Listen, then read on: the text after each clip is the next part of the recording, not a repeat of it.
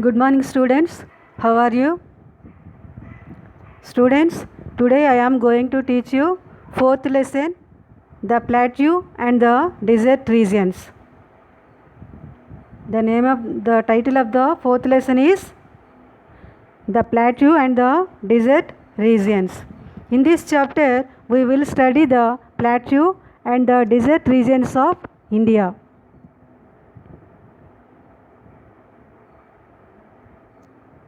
A plateau is an area of a flat land which is higher than the land around it. It is also called a tableland. In this chapter, we will study the plateau and the desert regions of India. First, we will learn about the plateau region.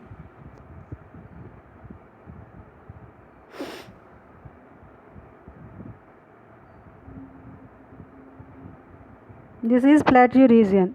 This is the map of plateau.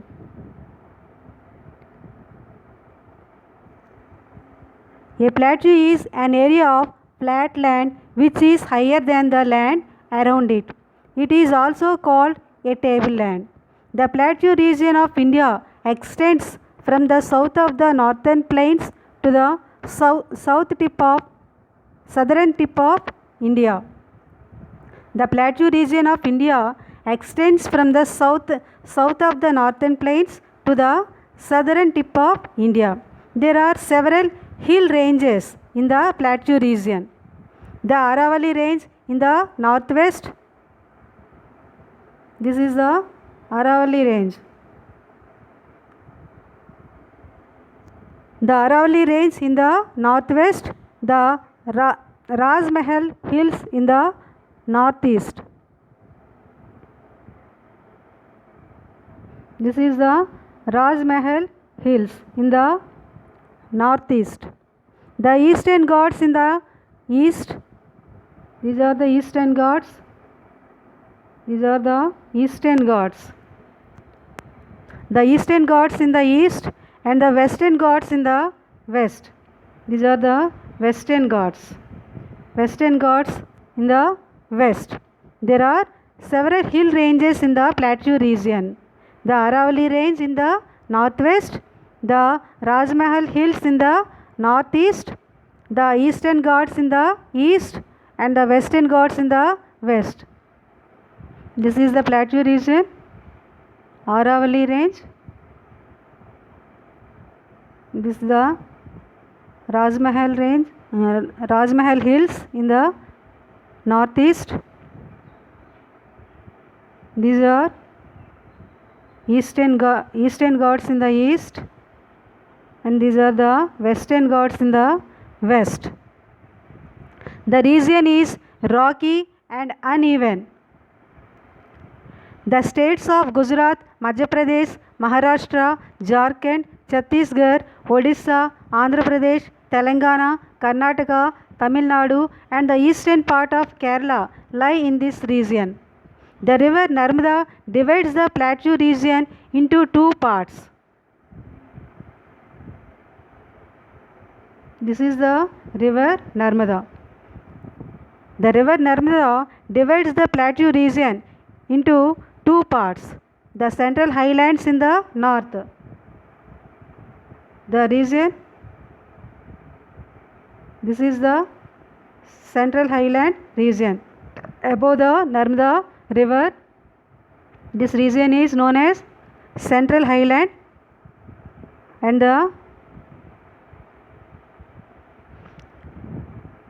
this is the Deccan and this is the Deccan Plateau in the south. This is the Deccan Plateau in the south. The river Narmada divides the plateau region into two parts. The central highlands in the north and the Deccan Plateau in the south. This is Narmada river. The region above the Narmada river is known as the central highlands and the region below the Narmada river is Deccan Plateau region. Now you will study the Central Highland region. This is the Central Highland region. The Central Highlands include the Malwa Plateau in central India and the Chota Nagpur Plateau in the east. This is the Malwa Plateau in the central India. This is Malwa Plateau. The Central Highlands include the Malwa Plateau in central India and the Chota Nagpur Plateau in the east. This is the Chota Nagpur Plateau in the east. The rivers Chambal, Betwa and Son originate in the Central Highlands.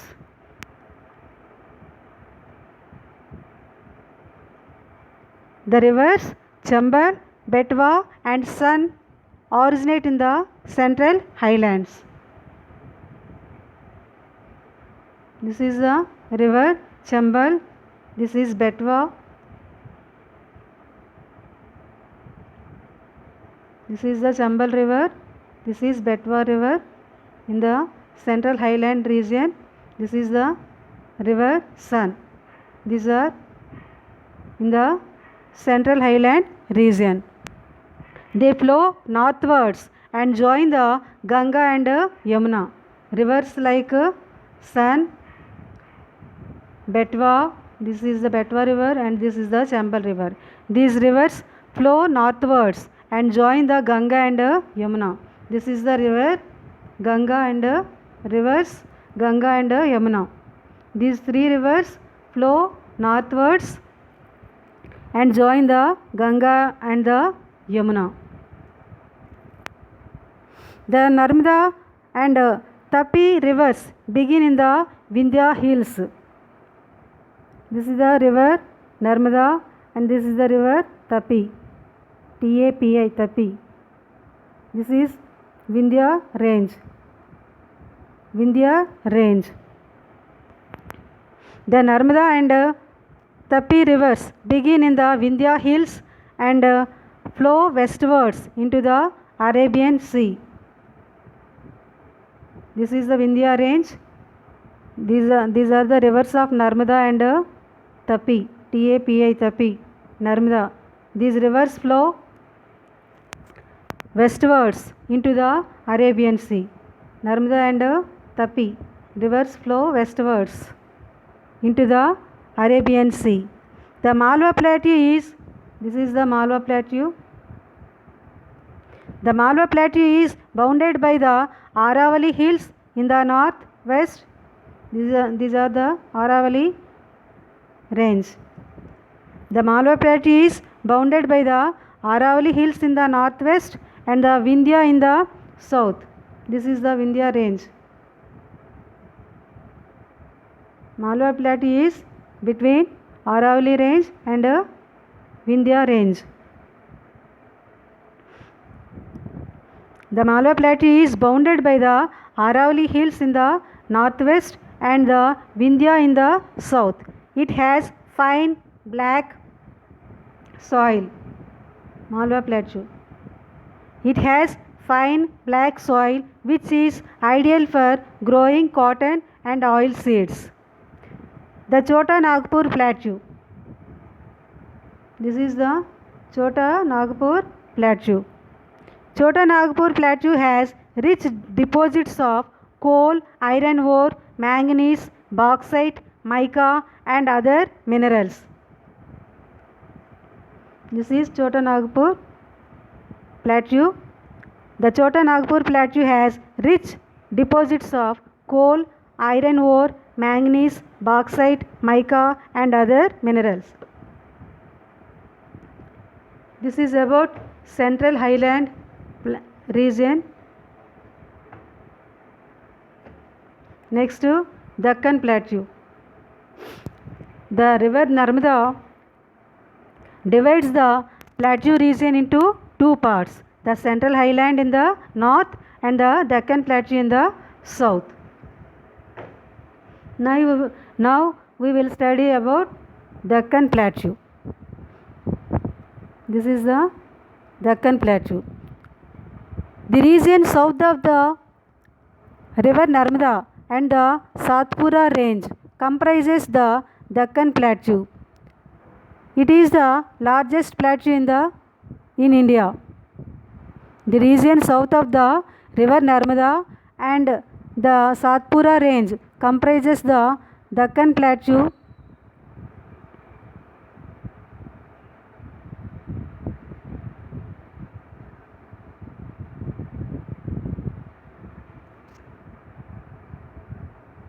This is the Satpura range. The region south of the river Narmada. This is the river Narmada. The region south of the Narmada and the Satpura range comprises the Deccan Plateau. It is the largest plateau in India. The plateau is bounded by the Western Ghats.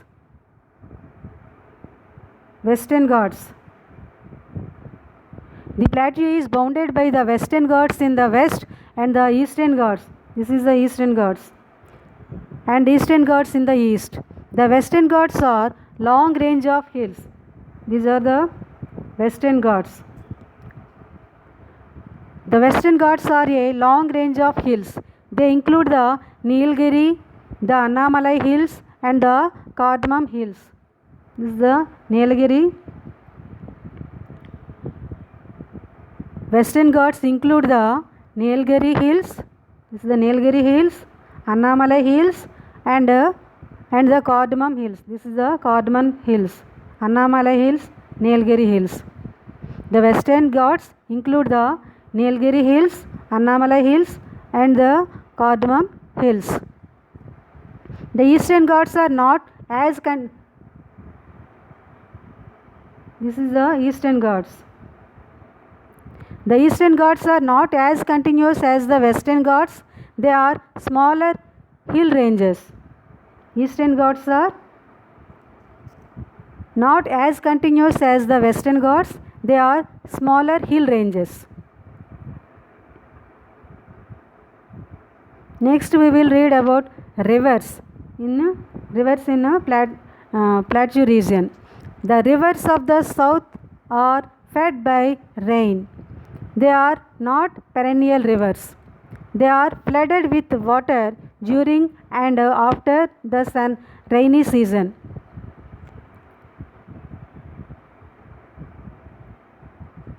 The rivers of the plateau region. The rivers of the south are fed by rain. They are not perennial rivers. They are flooded with water during and after the rainy season.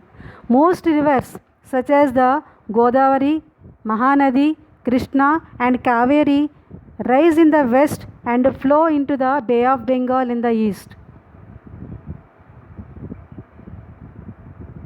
This is the river Godavari.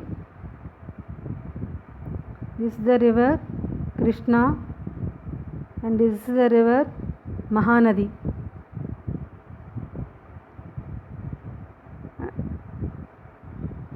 And this is the river Kaveri.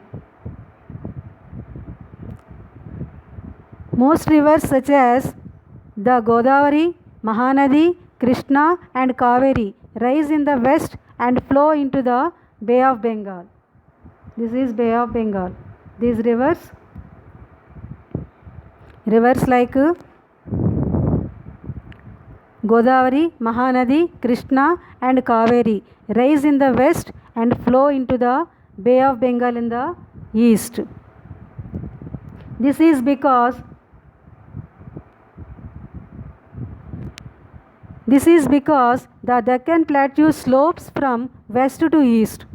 The river Narmada and Tapi are the only rivers which flow from east to west into the Arabian Sea. Most of the rivers like Godavari, Mahanadi, Krishna and Kaveri rise in the west and flow into the Bay of Bengal. Flow into the Bay of Bengal. Rivers Godavari, Mahanadi, Krishna and Kaveri rise in the west and flow into the Bay of Bengal in the east. These are the rivers Narmada and Tapi. This is the river Narmada and this is the river Tapi. Tapi river, T-A-P-I. Tapi. Narmada. The Narmada and Tapi are the only rivers which flow from east to west into the Arabian Sea. Into the Arabian Sea. This is the Arabian Sea. The rivers Narmada and Tapi are the only rivers which flow from east to west and into the Arabian Sea. Dams have been built on the rivers to store water. They help in irrigation.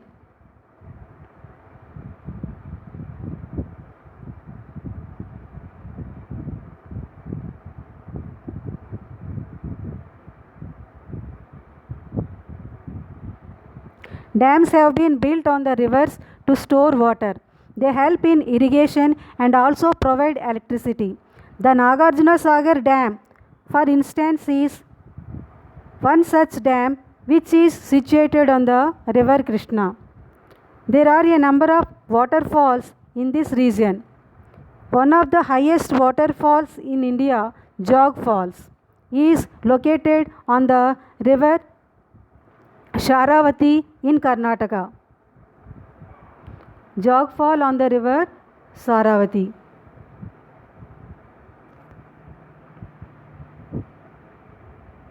Jog Falls is located on the river Saravati in Karnataka.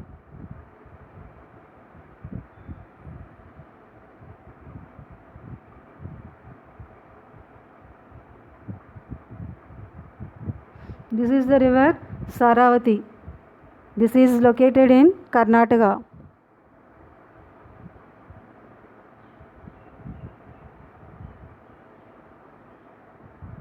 Jog Falls on the river Saravati. The importance of the plateau region. The climate in the plateau region varies from one place to another. The climate in the plateau region varies from one place to another. The soil here is mostly black and red in color. Black soil is good for the cultivation of cotton and oil seeds.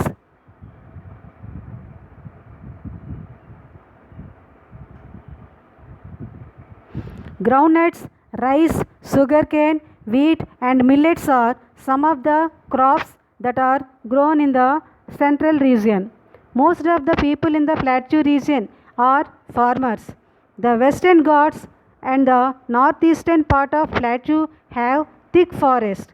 They provide valuable forest products.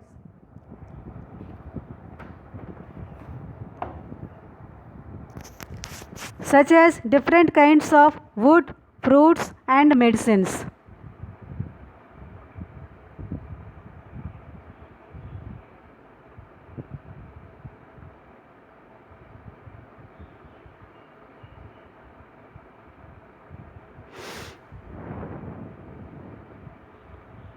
There are large coffee, tea, pepper and rubber plantations in the Nilgiri Hills. This is the picture of a tea estate in the Nilgiri Hills. There are large coffee, tea, pepper and rubber plantations in the Nilgiri Hills.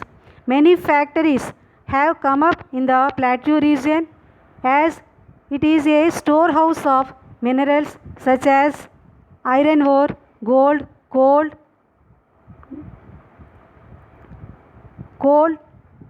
copper and mica. Many factories have come up in the plateau region as it is a storehouse of minerals such as iron ore, gold, coal, copper and mica. Hyderabad, Nagpur, Bhopal, Indore, Bangalore, and Mysore are some important cities in this region. This is about plateau region. Next we will read about the desert region, the Great Indian Desert.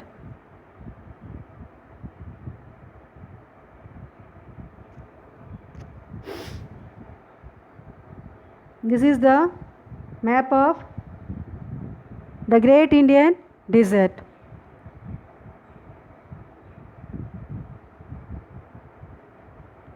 A desert is an area that receives either very little rainfall or no rainfall at all. Deserts have very little vegetation and either very high or very low temperatures.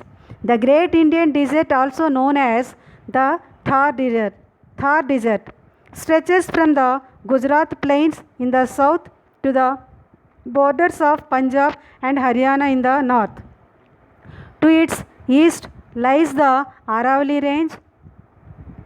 The desert covers a major part of western Rajasthan and extends up to Pakistan in the west.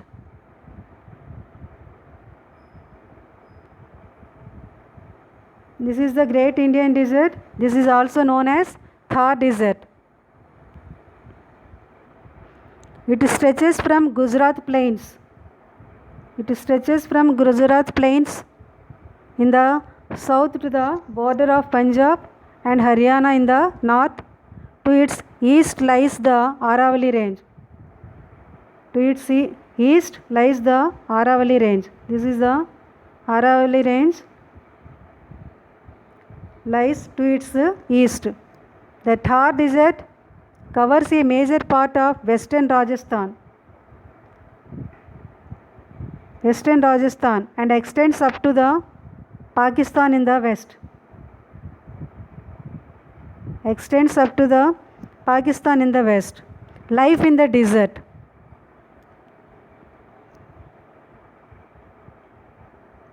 This is Thar Desert in the Rajasthan. Life in the desert. The Great Indian Desert is dry and sandy as it gets very little rainfall. River Luni flows through the region, but it has very little water all through the year. The summer months here are very hot and the winter months are very cold. During the day it gets very hot, but the nights are quite cold. This is because sand gets very hot in the day and cools down very quickly at night. Hot, dry winds are common here. Due to scarcity of water, there is hardly any plant life. Scattered bushes and thorny shrubs are found here. Plants such as cactus, kikar, and babul, which require little water, grow in the desert. Water in the desert is often salty and not good for most plants. Desert plants are usually thorny. They also have very long roots which reach deep down to tap underground water.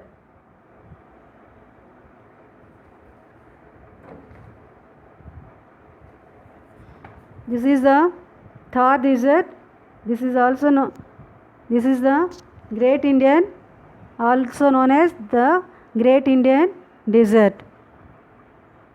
The Great Indian Desert is dry and sandy and it gets very little rainfall.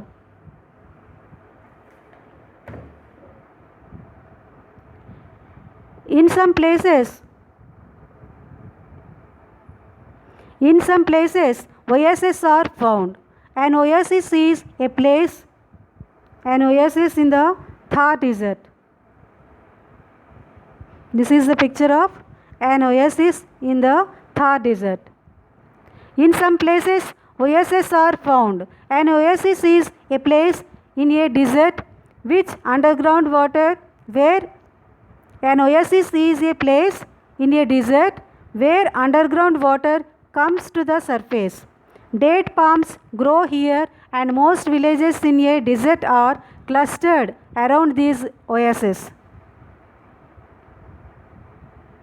Since a desert have very little vegetation to hold the soil in place, when a wind blows it carries sand with it, causing dust storms.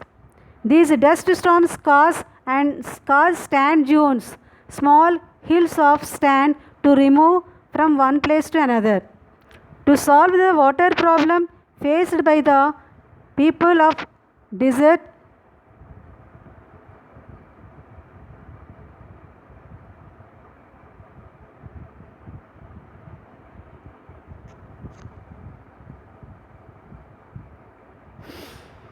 to solve the water problem faced by the people of the desert, the government has built the Indira Gandhi Canal.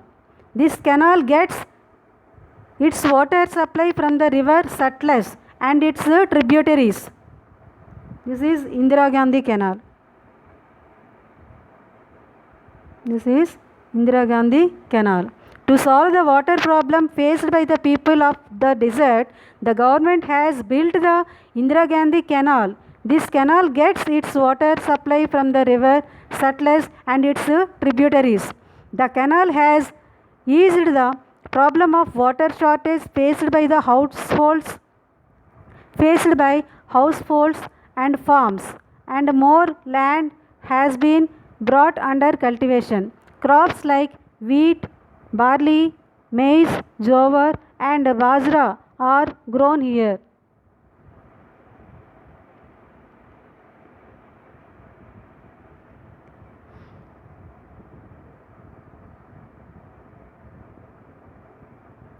The importance of deserts. Life is difficult in the desert, but the desert region is also known for its beauty.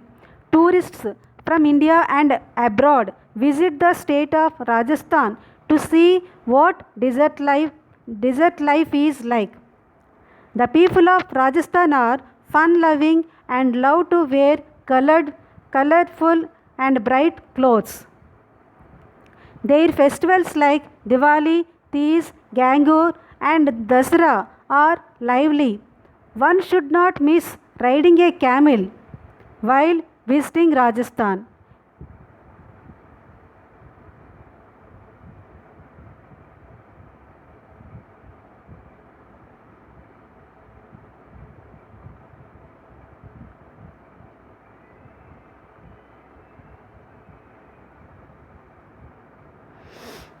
A Banjara family setting up a camp. Many people in the desert lead a nomadic life. This means that they do not live in one place but are always on the move. The nomads of the Thar desert are called Banjaras. They use camels to move from one place to another. A Banjara family setting up a camp. Many people in the desert lead a nomadic life. This means that they do not live in one place but are always on the move. The nomads of the Thar desert are called Banjaras. They use camels to move from one place to another. This is the picture of a Banjara family setting up a camp. The camel is called the ship of the desert. It is an important means of transport in the region. Camels have long legs and padded feet for walking in the sand. They have humps on their backs which make it possible for them to go without food and water for a long time.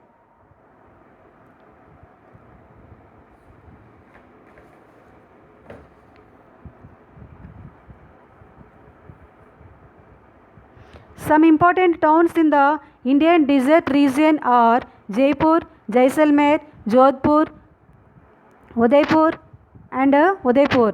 Houses here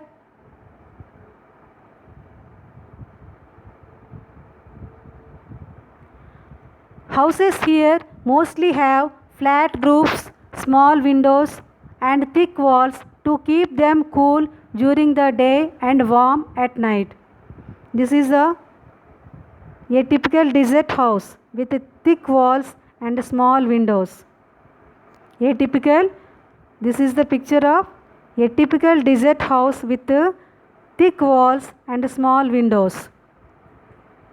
Houses here mostly have flat roofs, small windows, and thick walls to keep them cool during the day and warm at night. The region has a number of forts and places built by the Rajput kings who ruled in this area years ago. This region also has a number of wildlife sanctuaries like Ranthambore, Bharatpur, and Sariska. Tigers, panthers, deer, and a variety of birds are found here. Let's recall.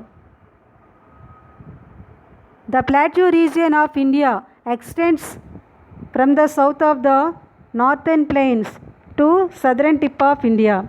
The plateau region is divided into the central highlands and the Deccan plateau. The rivers of southern India are flooded with water during the rainy season. The desert in northwest India is known as the Great Indian Desert or the Thar Desert. The desert covers a major part of western Rajasthan and extends up to Pakistan in the west. Life in the Indian desert is difficult because there is a scarcity of water in this region. This is the end of the lesson. Thank you.